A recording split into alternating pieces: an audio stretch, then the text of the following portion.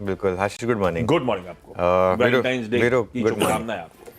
बिल्कुल। और देखिए, आज वैसे भी फ्राइडे है और ये वैलेंटाइंस डे है, तो अगर आज ऑफिस में अटेंडेंस कम हो तो आप समझ सकते हैं कि अटेंडेंस क्यों कम होगी।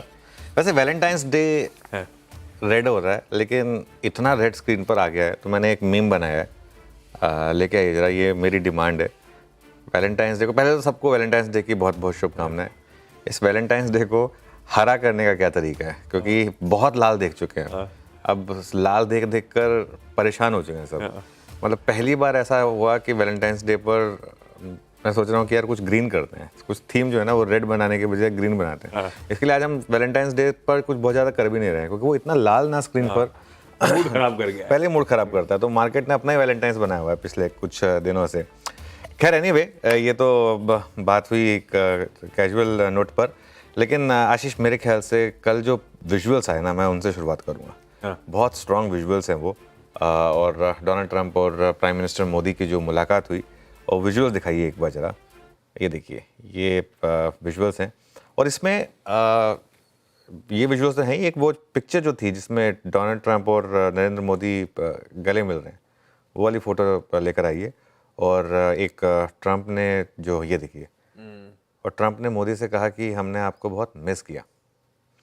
और एक बात बताऊं मैं आपको, ये फैक्ट है कि पिछले 4 साल में ये एक बॉर्न होमी थी जो हमने मिस की थी, जो ये इंडिया अमेरिका के बीच में। दिक्कत पता है क्या है? कहते हैं कि दोस्तों के साथ व्यापार अच्छा नहीं होता, व्यापार करना हो तो फिर वो दोस्तों के साथ नहीं होता। तो अब दोस्ती ठीक है अपनी जगह, लेकिन साथ ही उन्होंने ये भी बोला कि भाई सबसे ज़्यादा टैरिफ आप ही लगाते हो हमारे ऊपर। लेकिन खैर, कुछ पॉइंटर्स प्ले करिए अब जो उन्होंने बात कही। 2030 तक उन्होंने ये कहा है कि दोनों देशों का कारोबार हमको डबल करना है, और $500 बिलियन तक पहुंचाने का एक लक्ष्य है। डिफेंस इस पर काफ़ी इंपॉर्टेंट है। आज देखेंगे स्टॉक्स कैसे रिएक्ट करेंगे, क्योंकि हम तो काफ़ी मेक इन इंडिया कर रहे हैं आजकल, लेकिन F-35 फाइटर जेट वहाँ से लेने की बात हो रही है, और एनर्जी और ऑयल ये सप्लाई करेगा यूएस। ये हमारे लिए एक इम्पॉर्टेंट है, क्योंकि अगर हमको थोड़े से और सोर्सेज मिल जाएं एनर्जी के लिए तो वो इम्पॉर्टेंट होगा। लेकिन साथ ही साथ डोनाल्ड ट्रंप ने क्या कहा वो भी समझना जरूरी है।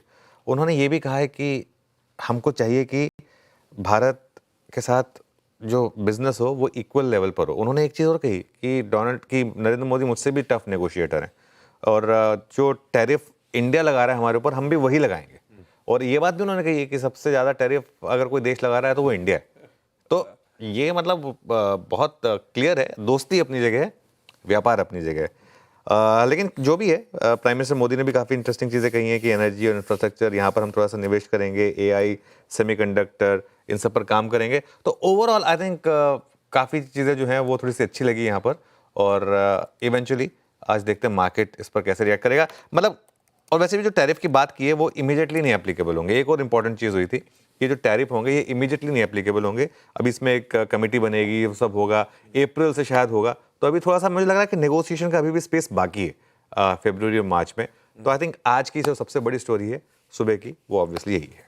ओ यस, लंबे अरसे से इस बायलैटरल मीटिंग का इंतजार था। ये उसका बढ़िया सा निचोड़ है, सबसे बड़ी स्टोरी जो अपफ्रंट डिस्कस करिए। इसको और भी आगे समझेंगे, इसके मायने वगैरह। एक बाइट्स प्ले करनी थी, वो प्ले कर देते हैं दोनों की, मोदी जी की और ट्रंप जी की।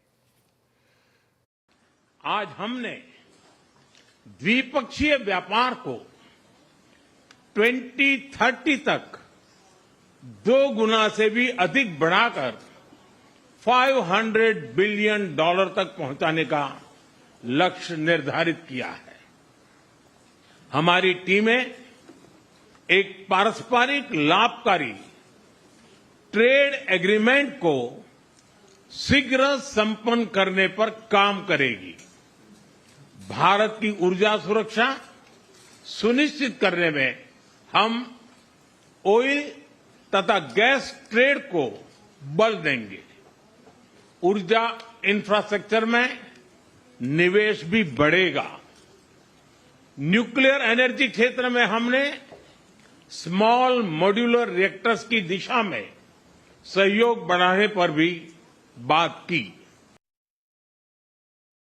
India imposes a 30 to 40 to 60 and even 70% tariff on so many of the goods, and in some cases far more than that. And as an example, a 70% tariff on U.S. cars going into India, which makes it pretty much impossible to sell those cars. Today, the U.S. Trade deficit with India is almost $100 billion, and Prime Minister Modi and I have agreed that we'll begin negotiations to address the long-running disparities that should have been taken care of over the last 4 years, but they didn't do that, in the U.S.-India trading relationship, with the goal of signing an agreement. And we want, we want a certain level playing field, which we really think we're entitled to, and he does also, in fairness. So we're going to work on that very hard. India's been, to us, just about the highest tariffed nation anywhere in the world. They've been very strong on tariffs, and I don't blame them necessarily, but it's a different way of doing business. It's very hard to sell into India because they have trade barriers, very strong tariffs.